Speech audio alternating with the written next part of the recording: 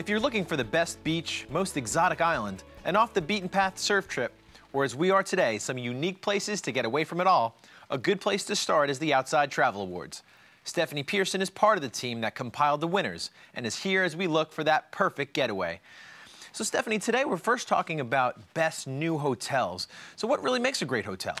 A great hotel is something that I think really surprises you, and just the architecture, you're just like, wow, I can't believe this exists. I think that's exciting. And also the conservation component of it and just the excitement factor. I mean, you are excited to be here. So out of all the hotels that you went through, you actually narrowed it down to just two. Yes. And one of them is a converted schoolhouse? Yeah, it's a former converted schoolhouse in Park City, Utah. It's from 1889. It's on the National Registry of Historic Places, which is interesting. And it was a lodge, but they completely gutted it this past summer.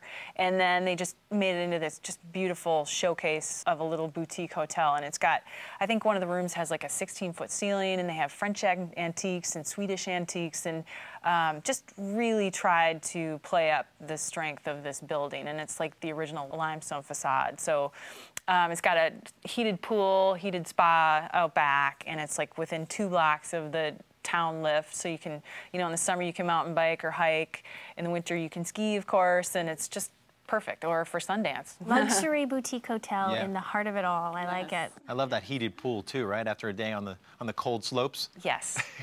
And your next hotel I love, right? It's in Sweden. It's sort of northeastern Sweden, so it's on the banks of the Luleå River, and it's just a fantastic place. I mean, it's inspired by this movie called The Tree Lover, and the movie's about these 3 guys who want to go back to their childhood, and so they build a tree house, and so the owners contracted with some of the best architects in Sweden, and they just said, design what you can imagine. And so they have these rooms, they call them, in the trees, and one of them is a bird's nest. It's a giant's bird's nest with a retractable staircase. Wow. One of them is a mirrored cube. One of them is a flying saucer. Wacky. Yeah, one of them is like this little red, I think it's called the Blue House, but it's red. But it's red? Yes.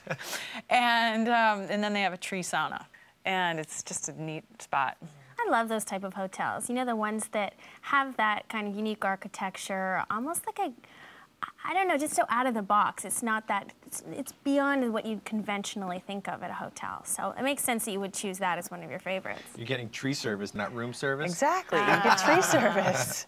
Yeah. That's nice. Okay, well, that leads us into eco-friendly lodges, right? I mean, there's nothing more eco-friendly than an actual treehouse, but you've identified 2 more eco-friendly lodges that you really like. Yes. The first one, this was our runner-up, Kosrae in Micronesia.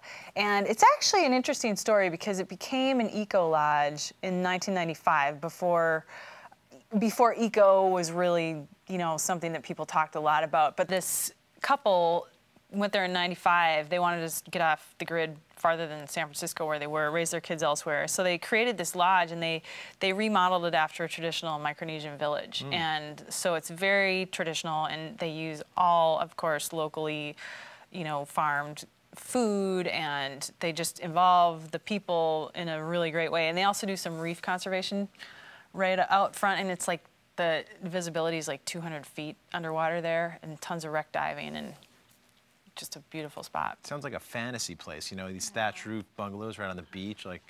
And you tap into culture, but you're also a little bit more comfortable, I would imagine. Yeah. So when we're talking about these eco lodges, how do you define what an eco lodge is? So that's a tricky question today. I think a lot of lodges proclaim to be eco, and it's hard to know until you actually go there, I think. But one of the things that's really important to me is, in addition to the way that they use their energy, you know, hydropower, passive solar, or whatever, the way that they get their food, whether it's sustainable and local, but it's also how they involve their community. And that's just a really important part of it, because those are the people that the hotel affects the most. Now, in terms of the best eco lodge, you found one in Ecuador. Yes, it's the Mashpi Lodge, and so this lodge was built by a former mayor of Quito, and he's on the World Wildlife Conservation Board, and so he's very involved in conservation. And It's like 2.5 hours from Quito, so it's not that hard to get to, but it's in the middle of a forest that they don't know anything about. And so there's all these, you know, species of orchids and species of trees that nobody's ever studied.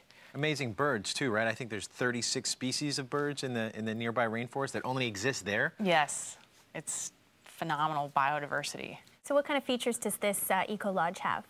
Well, this one is hydropower, and it all has, like, they have a local garden, and they have a tram, so you can go right through the trees. I don't know if that's, like, the most eco of the whole lodge, but it's, like, a great way for the guests to actually see and experience. And then, hopefully, the idea is that a lot of their guests will want to conserve and help the conservation process, you know, further down the road. Excellent. Well, Stephanie, thanks so much for filling us in on some of the hot spots around the world.